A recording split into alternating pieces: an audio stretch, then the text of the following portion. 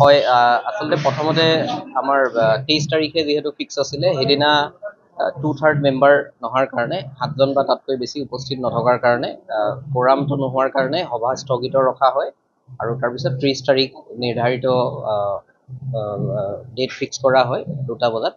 আৰু তাৰপিছত গোটেই 10জন সদস্য আজি উপস্থিত আছিলে পানকাটা জিপিৰ। তেওঁলোকৰ মাজত 2জন সদস্য প্ৰস্তাৱিত হয় সভানেত্ৰী পদৰ বাবে। আৰু তাৰপিছত তেওঁলোকৰ সকলোৰে সিদ্ধান্তৰ মৰ্মে চিক্ৰেট বেলটত ভোটিং কাৰ্য সম্পন্ন কৰা হয়।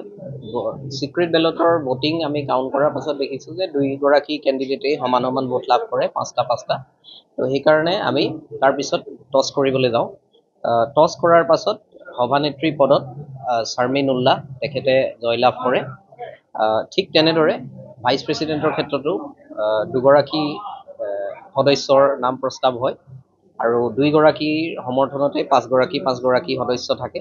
তো তাৰপিছত সকলো সদস্যৰ সন্মতি মৰ্মে আমি সেই ক্ষেত্ৰত টছ কৰা হয়।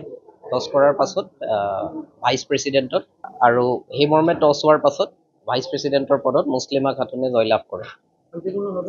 হয়, সমগ্ৰ প্ৰক্ৰিয়াটো শান্তিপূৰ্ণভাৱে হয়। ইয়াৰ বাবে মই সকলো সদস্যক ধন্যবাদ জনাইছোঁ আৰু ওচৰৰ ৰাইজকো ধন্যবাদ জনাইছোঁ। হয়, দক্ষিণ শালমৰা জিলাৰ আমাৰ এইটো মানকাছাৰ খণ্ড উন্নয়ন অফিচ কাৰ্যালয়, ইয়াত আমাৰ পানকাটা গাঁও পঞ্চায়তৰ আজি শপত গ্ৰহণ আছিল। মই পোনপ্ৰথমে পানকাটা গাঁও পঞ্চায়তৰ কংগ্ৰেছৰ সমৰ্থিত যিকেইজন প্ৰাৰ্থী আছিলে, মেম্বাৰ আছিলে, মই সকলোকে ধন্যবাদ জ্ঞাপন কৰিম যে আমাৰ মেম্বাৰবিলাকে ইমান প্ৰলোভন দিয়াৰ পিছতো বিক্ৰী হোৱা নাই। আমি আজি হাৰিছোঁ, কিন্তু টৰ্চত হাৰিছোঁ। এইটো হাৰা নহয়, এইটো আমি লাক ফেভাৰ কৰা নাই, আমাৰ লাক ফেভাৰ কৰা নাই। 2টা টৰ্চ হৈছে, যিহেতু ফাৰ্ষ্টত ভোটিং হৈছে, ভোটিঙত সমান হৈছে। তাৰপিছত টৰ্চ কৰিছে, ফাৰ্ষ্ট টৰ্চত প্ৰেচিডেণ্ট অসম গণ পৰিষদ দলৰ সমৰ্থিত প্ৰাৰ্থী হৈছে।